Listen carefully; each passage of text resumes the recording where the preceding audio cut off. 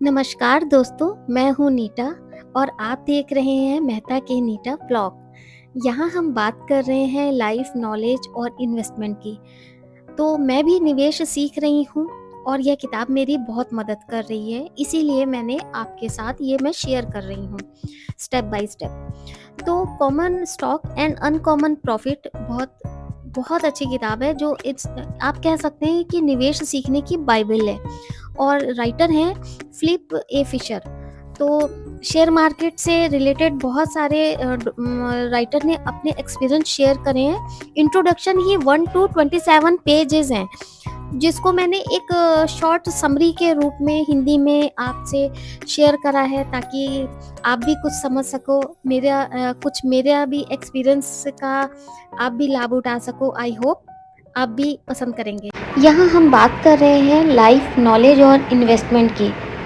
मैं भी निवेश सीख रही हूँ और यह किताब मेरी बहुत मदद कर रही है, इसलिए आपके साथ शेयर करना चाहती हूँ common stocks and uncommon profit के, जो कि एक तरह से आप कह सकते हैं निवेश सीखने की बाइबल है।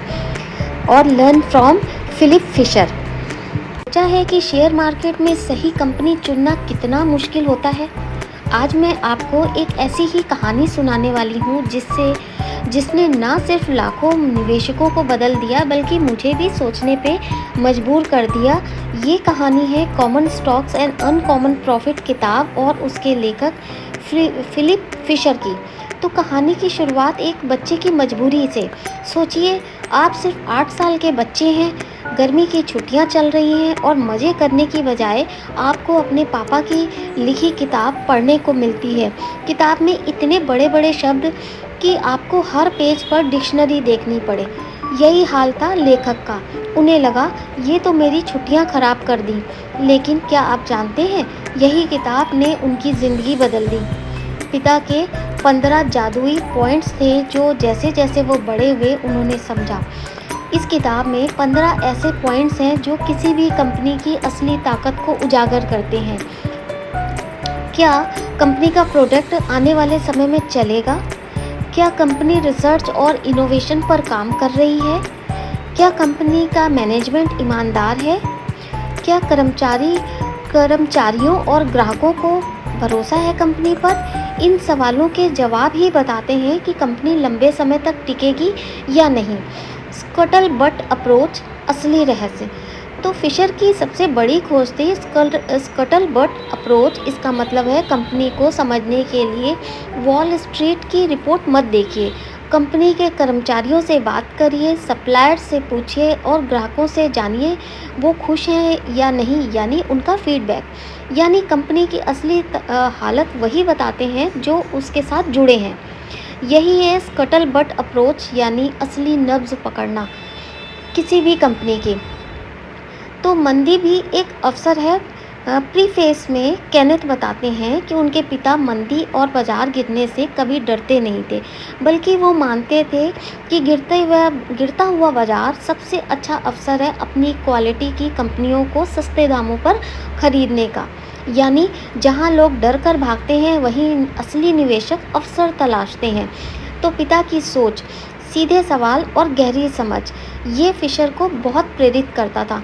और फिलिप फिशर हमेशा सीधा सवाल पूछते हैं कि आप ऐसा क्या कर रहे हैं जो आपके प्रतियोगी नहीं कर रहे। यही सवाल कंपनी की असली ताकत और उसके भविष्य की दिशा को उजागर कर देता था। तो एक तरह से ये निजी जीवन की झलक में केनेथ याद करते हैं कि उनके पिता सिर्फ निवेशक में ही नहीं, बल्कि कहानी सुनाने में भी बड़े माहिर थे। वो दुनिया के सबसे अच्छे बेड टाइम स्टोरी टेलर थे।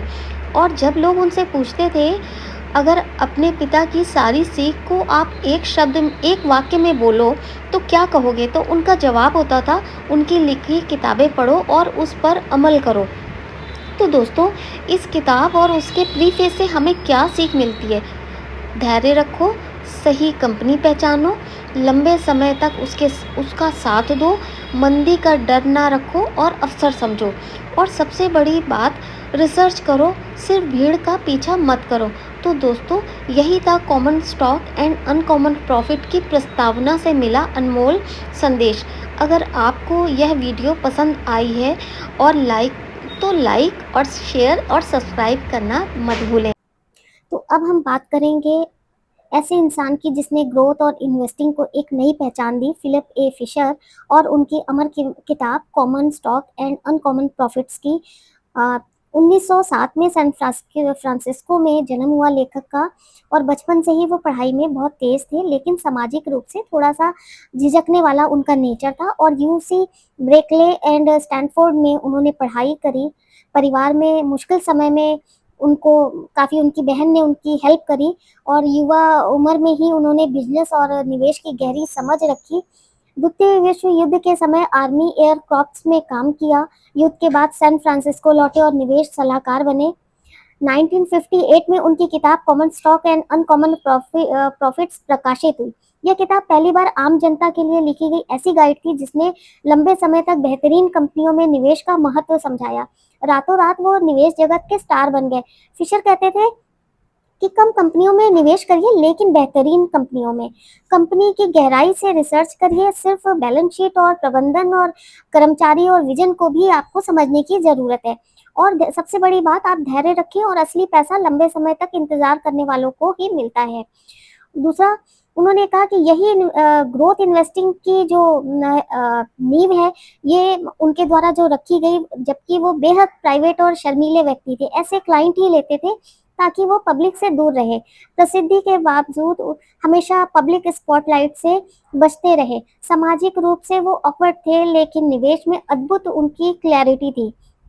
उम्र बढ़ने के साथ उनकी ऊर्जा घटी। धीरे धीरे उनका पोर्टफोलियो छोटा होता गया और एल्जाइमर्स एंड डिमेंशिया से वो जूझते रहे। इन सब के बावजूद आखिरी दम तक उन्होंने निवेश करना और सीखना नहीं छोड़ा। आज फिलिप ए फिशर को मॉडर्न ग्रोथ इन्वेस्टिंग का पिता कहा जाता है। वॉरेन बफेट ने भी माना कि उनकी सोच से बहुत कुछ सीखा जा सकता है। उनकी किताब common stock and uncommon profit आज भी निवेशकों के लिए बाइबल मानी जाती है। तो वो एक ऐसे इंसान थे जो बाहर से सख्त, लेखक कहते हैं कि वो अपने आप को एक ऐसे इंसान की कहानी के रूप में बता रहे हैं जो बाहर से सख्त, ठंडा और गंभीर दिखाई देता था, लेकिन अंदर से वे बेहद अनुशासित, मेहनती और जिंदगी से जूझने वाला जज्बा लिए हुए थे। ये कहानी है एक पिता की और उनके बेटे की नज़र से लिखी गई यादों की। इस पिता ने ज़िंदगी को एक मसले की तरह देखा। उनका मानना था अगर आप उसे लगातार काम में लगाए रखेंगे तो वो और मजबूत बनते हैं, लेकिन अगर आप छोड़ दें तो वो धीरे-धीरे कमज़ोर होकर ख़त्म हो जाएँगे। यह सोच उनके काम और जीवन में सफलता में साफ झलकती थी। जहाँ तक कि डिमेंशिया जैसी बीमारी ने उन्हें घेर लिया था, फिर भी उन्होंने हार नहीं मानी। काम करते रहे, लिखते रहे, सोचते रहे। बीमारी ने उन्हें तोड़ा, लेकिन उस सब के बावजूद उन्होंने खुद पर हावी नहीं होने दिया। अब सवाल ये है, आखिर वो किस तरह के इंसान थे? उनका व्यक्तित्व बहुत अनोखा था, कम बोलने वाले, गंभीर, कड़क अनुशासन वाले, लेकिन उनके पास एक अलग ही तरह का ह्यूमर था जिन्हें शब्दों से खेलना और अपना बनाना बहुत पसंद था। बचपन में उनके बेटे के दोस्त उनसे डरते थे। उनकी आंखों की ठंडी सीधी नज़र किसी को भी असहज कर देती थी। वो ना बड़े ताकतवर थे, ना भारी भरकम, बल्कि दुबले-पतले, लेकिन व्यक्तित्व ऐसा था कि सामने वाला सहम जाए। वो दूसरों को आसानी से तारीफ नहीं देते थे, चाहे बेटा कितना भी अच्छा काम करे। उन्होंने कभी सीधे मुँह नहीं कहा कि तुमने बहुत अच्छा किया, लेकिन अंदर से वो गर्व महसूस करते थे और दूसरों से बेटे की तारीफ करते थे। ये उनका तरीका था प्यार जताने का, बस कभी कह नहीं पाए। तो काम की बात करें तो उनका दिमाग तेज और एकदम साफ था। वो घंटों किताबें पढ़ते थे, अक्सर मर्डर मिस्ट्री, और फिर अगले दिन निवेश से जुड़े फैसले लेते। पूरे कैरियर में उन्होंने हजारों आइडिया सुने, लेकिन किसी और का विचार अपनाने में वो बेहद चूजी थे। जिंदगी भर उन्होंने सिर्फ कुछ ही आइडियाज दूसरों से अपनाए और उन पर 100 गुना से भी ज्यादा फायदा कमाया। परिवार में भी उनका एक अलग अंदाज था। बच्चों को रात को कहानियां सुनाते थे, कभी जॉन ऑर की और कभी नेपोलियन की और कभी अमेरिकी क्रांति की। लेकिन कहानी सुनाने का तरीका ऐसा था कि बच्चे मदहोश हो जाते थे। उनका मतलब वो इतना उनको पसंद आता था।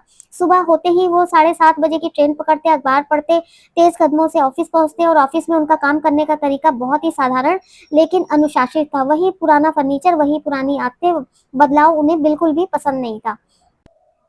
वो बहुत ही अकेले किस्म के इंसान थे। उन्होंने दोस्ती की भी बहुत वैल्यू नहीं करी। ज़िंदगी भर बस गिनती के 5 दोस्त थे, असल में उन्हें लोगों से ज़्यादा लगाव नहीं था सिवाय अपनी पत्नी के। जब वो पत्नी के साथ होते तो उन्हें बहुत सुकून मिलता था। उनकी सबसे बड़ी आदत थी चुनाव को देखना, राजनीति का विश्लेषण करना और पूरे अमेरिका के सभी 435 प्रतिनिधियों और 100 सेनेटरों के नाम उन्हें याद थे। सोने से भी पहले वो उन्हें दोहराते थे, यही नहीं राज्यों की राजधानी तक उन्हें याद थी। लेकिन जितना तेज दिमाग था उतना ही बदलाव से डरते थे। पुराना जोड़ घटाने का हैंड क्रैक मशीन इस्तेमाल करते थे, जबकि बेटा उन्हें नया इलेक्ट्रॉनिक कैलकुलेटर लाकर देता रहा। बदलना उन्हें पसंद ही नहीं था। उनकी सादगी और अकेलापन उन्हें दूसरों से अलग बनाता था। होटल में भी जब बेटे के साथ रुकते थे तो अलग कमरा लेने की बजाय एक ही कमरा शेयर करते थे, पैसे बचाने के लिए। और दोस्तों, उनकी एक दिलचस्प आदत थी बाजार की चाल को समझना। और एक बार एक कॉन्फ्रेंस में डिनर कॉन्टेस्ट हुआ, डाउ जोन्स कल कितना ऊपर नीचे होगा। तो ज़्यादातर लोगों को छोटे-छोटे नंबर लिखते, लेकिन उन्होंने लिखा अप 30 पॉइंट्स। लोग हँस पड़े, लेकिन अगले दिन सचमुच डाउ जोन्स 29 पॉइंट ऊपर चला गया और वो जीत गए। ये था उनका अंदाज़ जो कभी भीड़ के साथ नहीं चले। आखिर में बेटे ने पिता को 3 शब्दों में परिभाषित किया, वॉकिंग, वरिंग एंड वर्किंग। चलना, चिंता करना और काम करना। यही थी उनकी ज़िंदगी की असली पहचान। तो दोस्तों, ये थी ऐसे पिता की कहानी जो कठोर दिखते थे, लेकिन भीतर से वो बेहद जुनूनी और समर्पित व्यक्ति थे। तो दोस्तों, हर किसी की ज़िंदगी में एक ऐसा इंसान होता है जो हमें छोटी-छोटी बातों में बहुत कुछ सिखा जाता है।